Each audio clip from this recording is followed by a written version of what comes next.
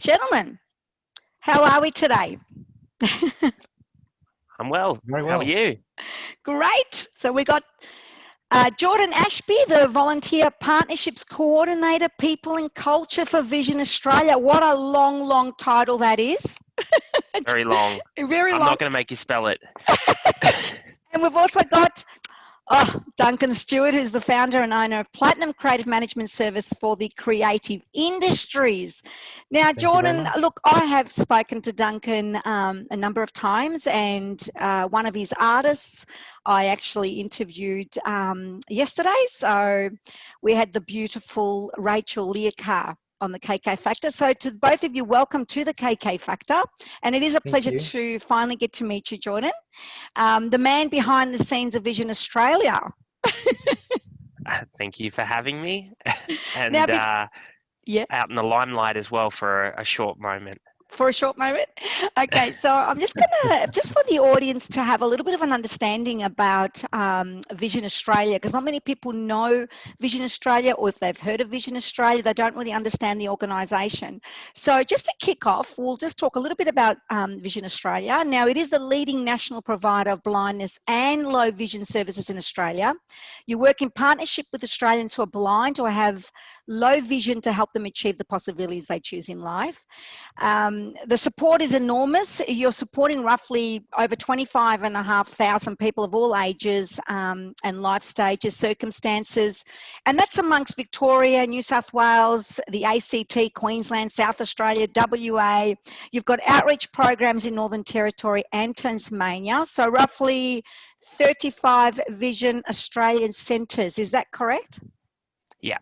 Fantastic. You are a not-for-profit organisation which is government funded, and the funds range of sources including the Commonwealth and state governments, departments and programs, and a major participant and partner in creating equal opportunities, so people who are blind or have low vision can get an education, get a job, become independent, and just basically live life to the fullest. Yep, spot on. So I haven't missed anything out? No, you that's killed good. it. I killed it. Now, Jordan, tell me a little bit about your background and what you do for Vision Australia. Okay, well, I'm based on the Central Coast and in the Hunter of New South Wales. My background, it's a bit lengthy. I originally came to Vision Australia as an employment representative, so I was helping people who are blind or have low vision gain work, and then kind of spread into managing volunteers, creating community events, and networking within the organisation. Obviously, sometimes doing a bit of media as well, which is why I'm here today, I would hope. Yes, and you're doing just great. So Thank you. that's kind of most of my my background. I've worked in about 6 or 7 different industries, if I'm being honest, ranging from hospitality to landscaping to, I've even gone and made oyster baskets and filled gas bottles, mushroom picked, things like that. So I'm very much a try a All-rounder. job and see how I go. Yeah. Fantastic. Sounds, That is really fantastic. Sorry, Duncan, I interrupted you. that's okay. Sounds very hands-on to me.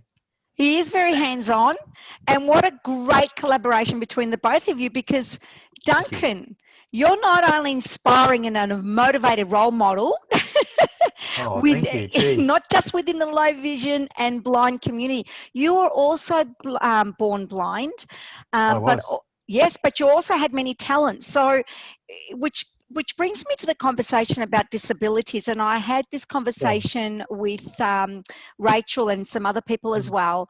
You know, there's a new way of looking at the word disability. You can look at it as people with different abilities, and you know, you may have been born blind, but you're also very, very talented, including music. You learned to play the piano at the age of 6. So you became an accomplished musician in your own right. You've had many eye surgeries during your younger years, and that was to gain partial vision Correct. or some light, so you can live your own dream. Is that right? Sure. That's exactly right. I was born totally blind, had about 14 operations by the time I was a teenager. And then now I have around about 50% sight, give or take. My right eye is better than my left eye, but it means I'm still classified as technically legally blind. But it doesn't stop me in doing things like everyone else does. I mean, one thing Well, I not would exactly also like everybody else. Not everyone is doing exactly what you've been doing, Duncan. I'll just sure. stop you there. You were working in a corporate organisation as a chartered accountant for 25 years. I mean, that's a numbers person. That's working with numbers. Well, actually, technically, I spent the first 6 years in chartered accounting. Okay, because And then you're a degree qualified chartered accountant, yes? yeah, but then I went into IT because that was sort of at the time was my passion. So I spent another 20 odd years there. So I had spent 25 years odd in corporate organisations, working across sales management, product development, product management, vendor management. So I've experienced many different roles within organisations, which then I guess brings me to the total 180 as to what I'm doing now. So The founder and we'll owner get of into that later. Platinum Creative Management Services, as we Yeah, earlier sure. introduced you as. Now, Sure. since Platinum Creative was formed in 2015, you've worked with Mm-hmm. many individual artists, bands with EP and single launches. You've also done Mm-hmm. PR, marketing, social media branding, strategy, grant funding, radio plane plugging, national tour management and preparation, corporate community, charity bookings, career planning, and a whole of life artist career support. And your philosophy is, I have written down, I believe in trust and authenticity, no wild promises or guarantees. Rather, let's work together and see where it goes. Now, that is just remarkable for someone who has a form of a disability. And Sure. I guess that's where a lot of people do see you as a very inspiring person, Duncan. Sure. I mean, you've got talents, as we said earlier, RoulaKk, she's my little pop princess from South Australia. Lara, both of them were on The Voice. Tanya Lewis, Adam Liddell, Connor Wink, Tim McCallum, Pepper Jane, Todd Cook, Tuva Finceris, Bethany Fisher, Sarah C., Clara Helms, Molly Waters, and then, a mutual friend, Cameron Miller, who is a motivational speaker, and another motivational speaker, podcaster, blogger, wellness coach, Wendy Stewart. Of course, my wife. That is just a remarkable. It's just remarkable what I just read out. I mean, it's Yeah, but the problem with the last one is I don't get paid. So I guess I get to live in her world. Oh, look, you're doing it from your heart, and that's we can't ask for anything further than that. That's where it all starts, though. It starts from I think I'm lucky, and I've kind of fallen into the area that I do manage, in that I working with people with disabilities, I have a common denominator with them. I understand what they go through every day. I've lived that experience myself. I've also lived a very corporate experience, so I can see what is possible, whereas people who have a disability may not in fact see that because they haven't been in that environment. I can help them achieve what they want to achieve, and I look to artists who are passionate, driven, and really want to achieve. I've worked with artists that sometimes it doesn't work, and that's fine. But at least they're giving it a go, and you're actually supporting those young artists, those local artists that many people don't want to look at. Many people won't give them that break that they deserve. Look, it's hard enough for any artist to get a break in the music industry. It's really tough. There's lots of gatekeepers there, and I think that just having someone on your side makes a huge difference. And with 20 odd years in business, I've done a lot of negotiating, a lot of contract management, all that sort of stuff, which I can then apply all those sorts of skills into an area like music that I love. So for me, it's the best of both worlds at the end of the day.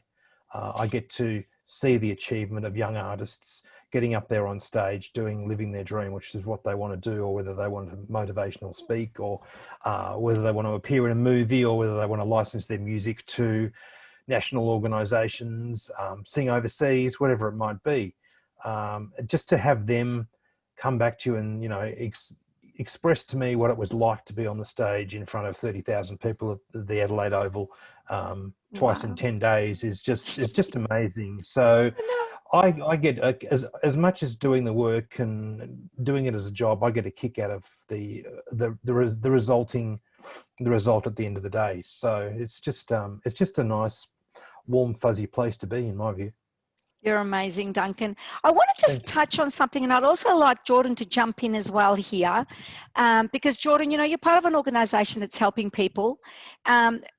Duncan's lived the life of similar people that you work with. Now, Duncan. I just want to jump in there. Sorry to say, Yeah. Vision Australia has been really important in my life too.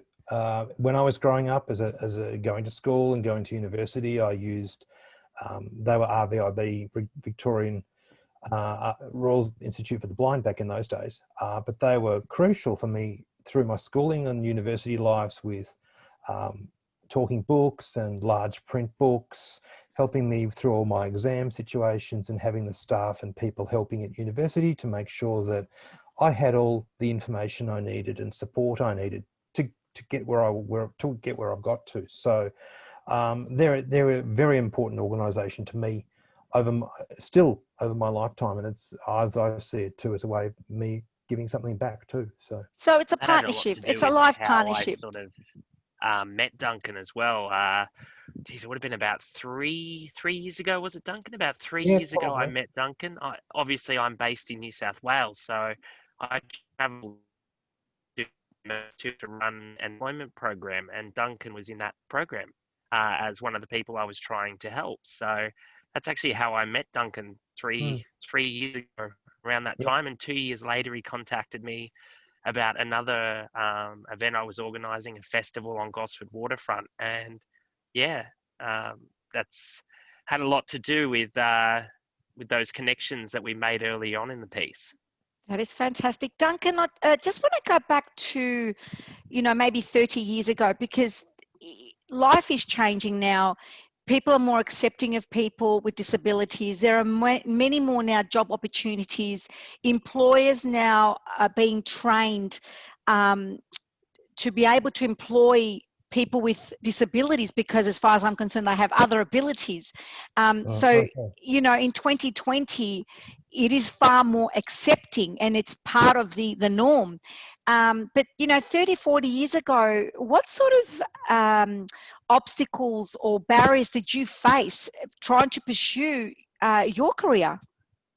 Well, it was very difficult back in the early days. My father was an accountant. My stepmother was an accountant. She was involved in music. In IT. She was put the first computer into Australia, mini computer into Australia, an IBM 32, into an organisation she worked at called Dimmy's Model Stores in Richmond, which was a department store, very well known. And it was her view that I should do computing because it was an upcoming area, and my dad was very much, oh no, you be an accountant because it's good for a business perspective. And very much back in those days, we're always, you always thought, you're blind, you can't do that. I always had the view that, well, you put an obstacle in my place, I'll either jump out over it or go around it. So I went to university and did 2 degrees just because I could, I guess. And then, when I went out to work, I applied for positions within chartered accountancy firms, which I was knocked back on. And, it was quite clear that one of them was specifically in relation to my eyes. We didn't have, back in the 80s, there was no such thing as equal opportunity or, specific employment questions around disability or being of Aboriginal descent or First Nation descent or anything like that back then. So you were in the same basket as anyone else. And it was therefore more difficult for you to actually attain a role within businesses. You were fighting an uphill battle. It didn't stop me. Off my own bat, went to work for a chartered accountancy firm. The job I got by myself, by writing a letter and doing 2 interviews. And start of the fourth year of university, I had a job at the end of the 4th year. So, and that therefore led to other roles down the track, but I didn't get the opportunities that other people did get even through the 90s. I think it's certainly changed, and it's certainly changed for the better, because I think there are skills that, and I'll take one example. I worked in a company, and I was given a go in an IT company where I was for 9.5 years, managing all sorts of products. The receptionist was in a wheelchair, and the boss gave him a go, and he was one of the best receptionists I've ever seen. The way he would, manage 10 calls at a time, and he was a great boss. He recognised that everyone was equal and gave everyone a go. So I have to say things have certainly changed, and certainly changed for the better. Wow. Well, I will say that I also worked for an organisation here in Melbourne for just over a year that I had the opportunity of placing people with disabilities of all ages into employment, and I would go out there and find an employer base and large companies, and sort out the different roles that were available to be able to see which one of my clients I could place. And it was amazing of the respect that a lot of employers have, and the support that they give. And it's mind-blowing compared to when I was a lot younger and the sort of stories we heard. Jordan, you're obviously a lot younger than me, and Duncan. And according to Duncan, he did say you should be one of his little rock stars. But you're working for Vision Australia.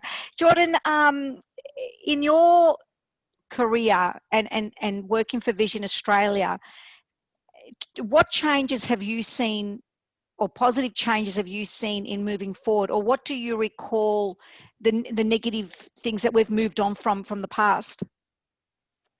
Well, look, I mean, the positive things within Vision Australia that I've come across is that we are a very large percentage of, like a really large percentage employer of employing people with low vision and blindness. I think that's been a really positive thing to come into work and to work with people that are blind or have low vision and are more capable of doing their job than anybody.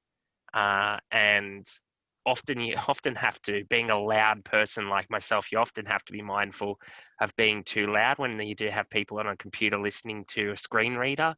So I often get like a little, whisper shush around the corner because I'm just way too loud. But yeah, You it sure you has haven't been a got a really Greek positive. background, Jordan? Scandinavian, I've been told.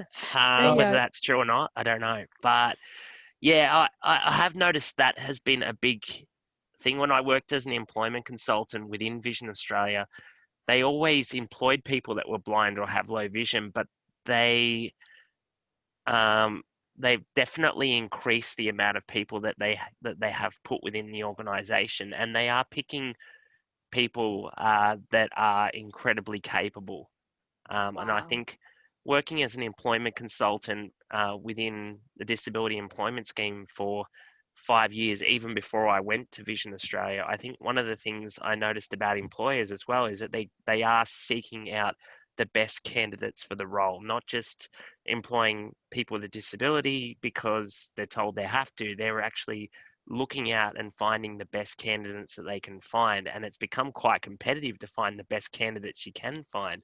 Look, let's face it, in the Australian market. the government is funding these organisations as well, so there is an incentive for the employers. But in saying that, it's also an incentive that they have to keep the employee in there, because they're not going to get those funds unless the employee is there for a minimum of 6 months. So, one might say, oh, they're only doing it because, they're getting money from the government. But in actual fact, they're not getting their money till the end. So they are giving someone with a disability an opportunity to prove their self-worth and to prove their own capabilities.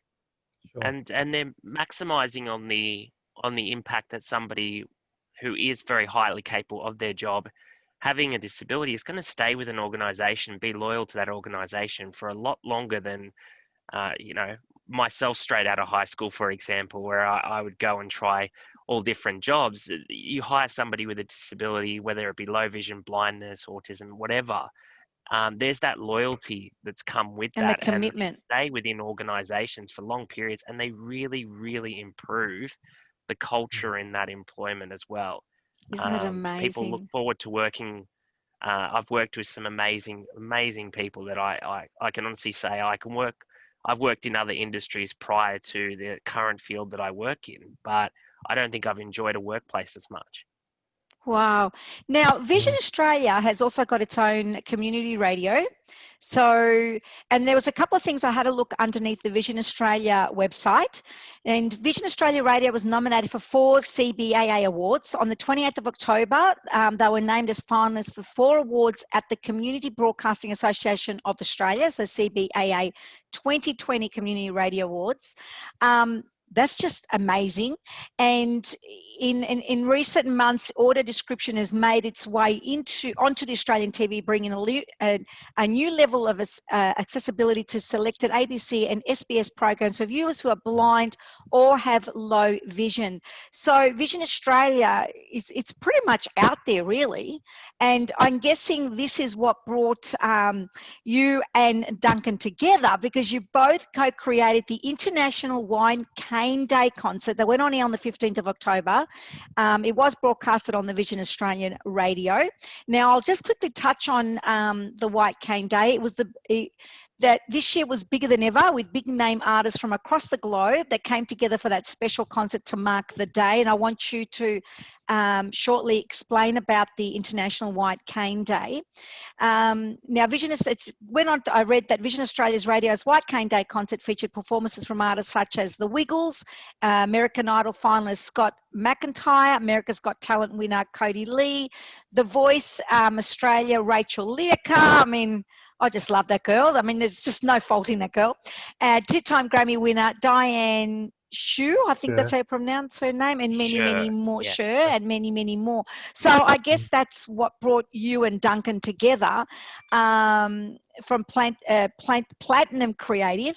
And you're fortunate to secure this amazing lineup of talented artists together across the globe, and who have all donated their performance and time to the concert.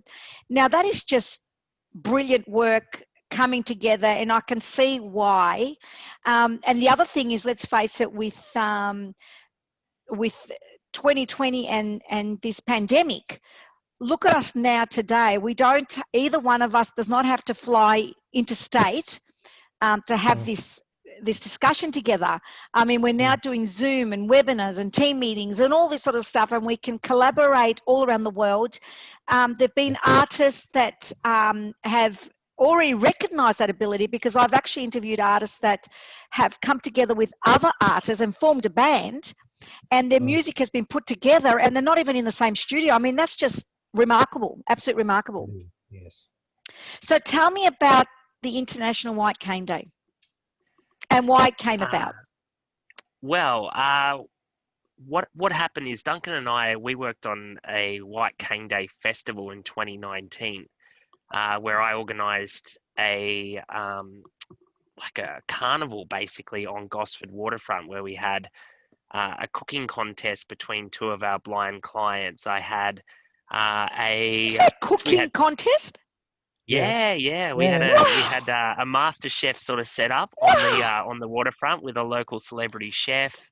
We had circus activities. We had blind sports, doing blind cricket and football, and we had Achilles walking group that was doing walking with people with a tether. And Duncan kind of got in contact with me when I was advertising that and said, I've got this lovely lady called Lara. And she would love to perform. Yeah, she would love to perform at your festival. And he gave me 48 hours notice. Yeah, cool. I'm sure Lara said yes. She did. I hadn't sort of planned everything, but I was like, well, I've got a celebrity judge slot. I don't have any singing performances on the day, but I've got a celebrity judge taste tester. Would Lara like to come along with? We had Scott from ABC. We had our local celebrity chef sat at the table waiting to taste our 2 participants that cooked up a storm from Newcastle and Gosford. We had 2 teams. And Lara, yeah, travelled up, and that's how Duncan and I sort of reconnected after not speaking to each other for almost 2 years. Yeah, she's So a harsh critic when it comes to That's food. So amazing, yeah, you guys. yeah, we touched base before COVID, and the thing about it was we wanted to do something again before COVID, and then COVID hit, and we kind of went, "Oh, what do we do now?" And I was up strange hours of the night because I had a newborn, and I was having whiz bang ideas at 2:30 in the morning, and obviously didn't call Duncan at 2:30 in the morning, but I phoned him the next day and went, "What do you reckon about a virtual concert?" How amazing And is that? and that's kind of how it all came about. Duncan went, "Well, you've got Lara and Rachel that would be keen." And yeah, we just went about just emailing some people and going, "Hey, are you in lockdown? We're in lockdown. Would you like to do some music concert?" You know, That's and basically fantastic. that's where it all kind of came about. And we got artists to pre-record shout outs and music, and then we sent it over to our Vision Australia radio team, who just worked around the clock in compiling it all into How this fantastic. seamlessly produced concert that came about. And yeah, it started off as a 2 hour concert and got spread out to three because we had just so much content, so much good content to work with. And yeah, that's pretty much how it all came about. Wow. we've probably got That's enough just brilliant. material for next year.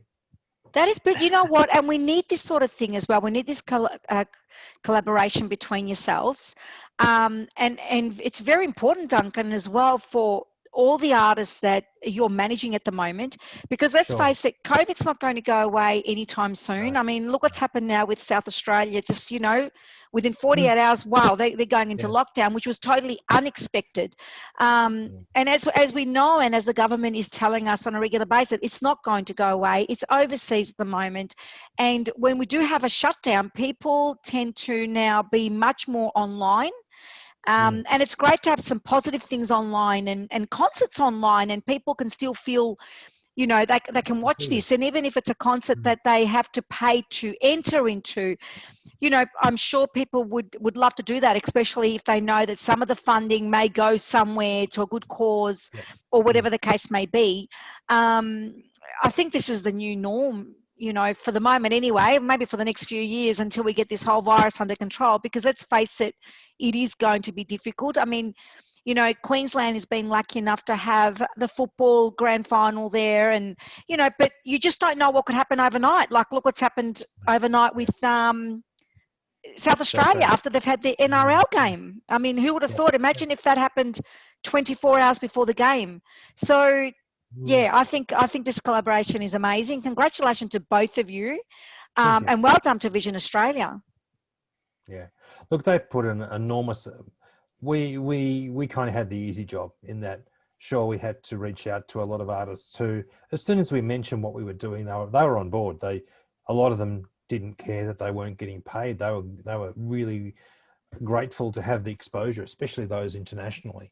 And one of them that really did get on board was Cre8ive in America. He was really on board, shared it across all Fantastic. his fan sites. I think he's got about 700,000 followers.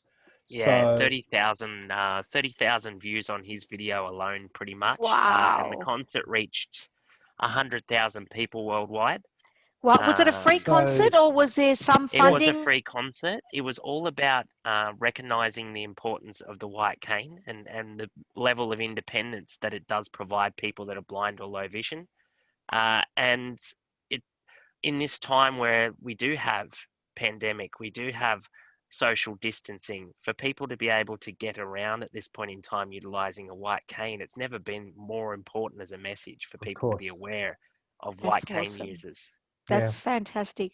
And people can donate, Jordan, towards the white cane, or is it a The White donation Cane towards Day Vision concert was Australia? all about awareness, all about awareness. It wasn't a fundraising initiative. That's why we had so much luck with gaining people from around the world because they all support different causes and different initiatives and different organizations. This was all about the day itself and raising awareness for the white cane and to give people with a white cane, regardless of what community they may be in, a bit of a smile and a bit of music in these crazy times. That's what it was all about.